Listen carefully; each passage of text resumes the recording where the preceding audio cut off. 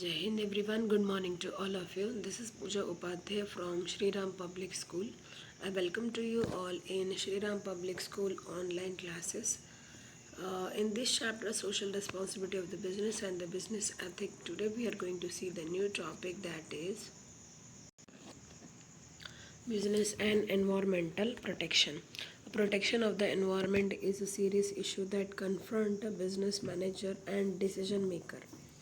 The environment is defined as the totality of the man's surrounding, both natural and the man-made. These surroundings are also known as also in the nature of resources that are useful for human life. Protection of the environment नाम से suggest होता है कि business के through जो भी society में environmental pollutions create होते हैं, ठीक है, जो कि ह्यूमन बीइंग के लिए बहुत ज़्यादा यूज़फुल है, जैसे fresh air, water and all, right. ये सारी चीज़ें जो भी बिजनेसमैन की वजह से उसके बिजनेस की वजह से जो भी अफेक्ट होती है, उनसे प्रोटेक्शन करना। क्योंकि हमारी जो सोसाइटी है, ठीक है, हमारे जो लोग हैं, पीपल्स हैं, जो बिजनेसमैन से कनेक्टेड है, जैसे शेयर होल्डर, कस्टमर, एम्प्लॉय, ये सारे कहाँ पे एग्जिस्ट करते हैं? एम्प्लॉयज़ वगैरह सोसाइटी में। तो जब सोसाइटी सेफ़ रहेगी, अच्छी रहेगी, तभी जा कर के वो बिज़नेस को सपोर्ट कर पाएगी, राइट, और उसके यूज़फुल के लिए होगी एज अ रिसोर्सेज। लेकिन जब सोसाइटी ही सही नहीं रहेगी तो बिजनेसमैन टिक पाएंगे क्या? नहीं। तो ये उनकी ही रिस्पॉन्सिबिलिटी होती है कि उनकी कंपनीज़ के ऑफिस के थ्रू जो भी पॉल्यूशंस क्रिएट होता है वो कम से कम हो, जिसकी वजह से एनवायरनमेंट अफेक्ट ना हो। This surrounding are also in the nature of the business resources that are useful for human life. The resources may also be called the natural resources like land, water, air, fauna and flora and raw material, or man-made resources such as culture, heritage, socio-economic institution and the people. यानी कि यहाँ क्या हो रहा है पता है, सिर्फ और सिर्फ नेचुरल रिसोर्स अफेक्ट नहीं होते, बल्कि बिजनेस की एक्टिविटीज़ की वजह से सोसाइटी के भी कई ऐसे चीज़ें हैं जो अफेक्ट होती हैं, राइट। इमोशन, सेल्फ रिस्पेक्ट, ये सारी चीज़ें कंपनी की वजह से, ठीक है, सोसाइटी में भी अफेक्ट हो सकती है। It is widely recognized that the quality of the environment is fast deteriorating, particularly due to industrial activity.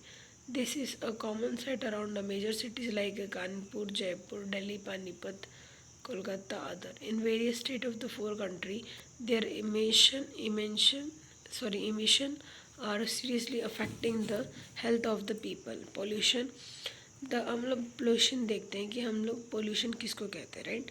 अभी तक हमने क्या देखा कि बिजनेसमैन की वजह से जो भी सोसाइटी में एनवायरनमेंट अफेक्ट हो रहा है, चाहे वो नेचुरल हो या मैन मेड हो, ठीक है, उसको प्रोटेक्शन देना बहुत ज़रूरी है। नहीं तो जो पब्लिक आपके साथ कनेक्टेड है by way of the share holder, एक गवर्नमेंट और एम्प्लॉय, कस्टमर, अगर ये टूटते हैं तो बिज़नेस पूरी तरह से टूट जाएगा। इसीलिए इन्वायरमेंट में जो भी चीज़ें चेंजेस हो रही है उसको प्रॉपर ध्यान देना चाहिए बिजनेसमैन को।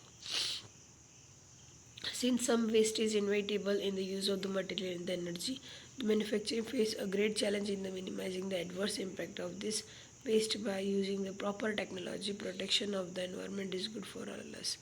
यानी कि जब भी मशीनरीज फैक्ट्रीज की तो प्रोडक्शन होता है तो कई बार ऐसा होता है जो भी गुड्स बन रहा है, ठीक है, उसमें से बहुत ज़्यादा कभी कभी वेस्ट हो जाता है।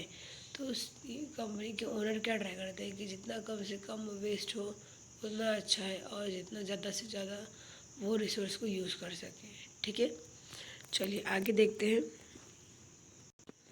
Pollution changing the physical, chemical and biological characteristic of air, water, right? Pollution harm the human life and the life of other species. It also just regarded as a living conditions while wasting or depleting the raw material resources. The country culture heritage is also affected. It as becoming the increasingly difficult to protect all historical momentum. A population existing because the environment can absorb only a limited some hazardous wastage or toxic by product। यानी क्या कह रहे हैं कि जो environment affect होता है उसकी वजह से जो भी प्रोटेक्शंस मिलती है through the harm, dishes, fever and all, right, तो इससे प्रोटेक्शन भी मिलता है पब्लिक को। सिंपल मीनिंग में कहा जाए तो बिजनेसमैन सोसाइटी में, ठीक, सोसाइटी की वजह से उनका बिजनेस चल रहा है। जैसे सोसाइटी के लोग ही तो वहाँ पे एम्प्लॉय होंगे, सप्लायर होंगे, गवर्नमेंट होंगे, कस्टमर होंगे, शेयर होल्डर होंगे। तो जब ये लोग सेटिस्फाइड नहीं होंगे, जब आपकी पोल्यूशन की वजह से ये लोग अफेक्ट होंगे, तो ये आपको भी अफेक्ट कर सकते हैं। ठीक, तो इसलिए आपको ध्यान देना है। आगे है pollution exists because the environment can absorb only limited amount of the pollution and wastage. Some hazardous wastage of the toxic byproduct and chemical are termed as hazardous pollutants because they have toxic characteristic that the environment cannot assimilate it. Pollution thus cause the risk of the environmental quality, human life and damage to natural and the man-made resources. Protection of the environment is directly related to the control of the pollution. Simple meaning में क्या कह रहे हैं, जितना ज़्यादा आप pollutions को protection देने जाओगे, ठीक है, ठीक करने जाओगे, उससे बेटर है कि आप ये ट्राई करो कि आपकी वजह से पोल्यूशन ही ज़्यादा से ज़्यादा क्रिएट ना हो। ठीक है, तो आपको इसके लिए भी ध्यान देना चाहिए। नेक्स्ट है कॉज ऑफ पोल्यूशन। ये जब क्वेश्चन आता है स्टूडेंट ना, तो हमें ऐसा लगता है कि ये आपको पहले से ही पता है, राइट ना, क्योंकि कॉजेज़ ऑफ पोल्यूशन आप बचपन से ही जानते आ रहे हो, पोल्यूशन क्या है, उनके कॉजेज़ क्या है, टाइप्स क्या है, राइट। चलिए फिर भी देख लेते हैं क्या क्या कॉजेज़ होते हैं कॉमर्स लैंग्वेज में। सबसे पहले है आपका air pollution. Air pollution is the result of combination of the factors which lower the air quality. It is mainly due to the carbon monoxide emitted by the automobiles which contribute to the air pollution. Similarly, smoke and other chemicals from manufacturing plant is pollute the air. The resultant air pollution has created the hole in the ozone layer leading to the dangerous warming of the earth, right. तो इसके लिए आपको environment protect करना चाहिए जिससे आपका air pollution create ना हो।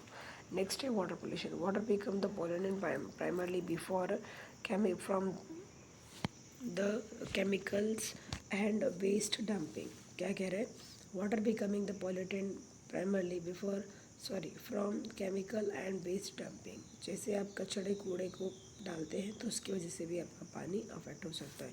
For a year a business enterprise have been dumping the waste into the river stream and the lakes with a little regard for consequence। एक बार पता है आपने सुना होगा, दिल्ली में एक केस हुआ था जिसमें कुछ फैक्ट्रीज़ के गंदे केमिकल का पानी वाटर के साथ मिक्सिंग हुआ था, जिसकी वजह से स्कूल के बच्चों को बहुत ज़्यादा अफेक्ट हुआ था, राइट।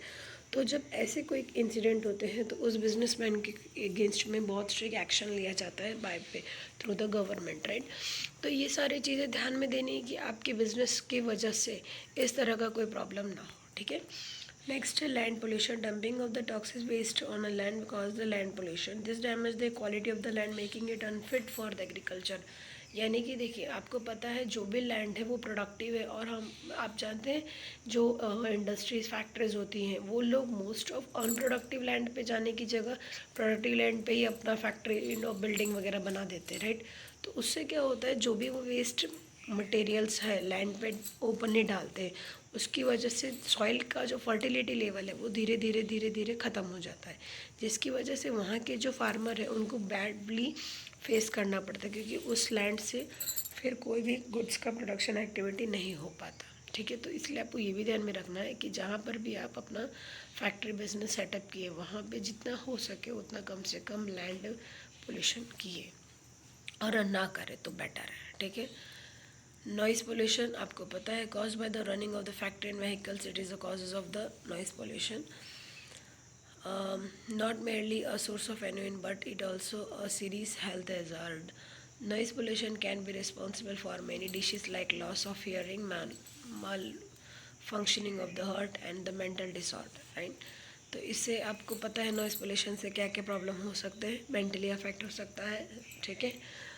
नेक्स्ट है need for pollution control. Student, this we will do in the next lecture. Today we stop here only.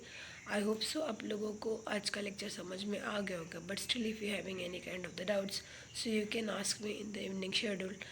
Till that, stay home, stay safe, जय हिंद, take care, like, share, subscribe, comment on my YouTube channel please student. Okay, have a nice day, जय हिंद।